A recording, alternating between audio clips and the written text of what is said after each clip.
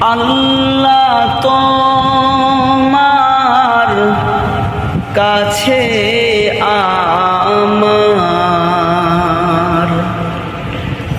এইটুকু আরমান,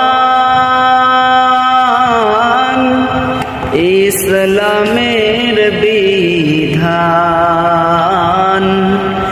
এইটুকু আরমান। নাই বা হলাম হাফেজ আলেম, নাই বা হলাম হাফেজ আলেম, না হয় যেন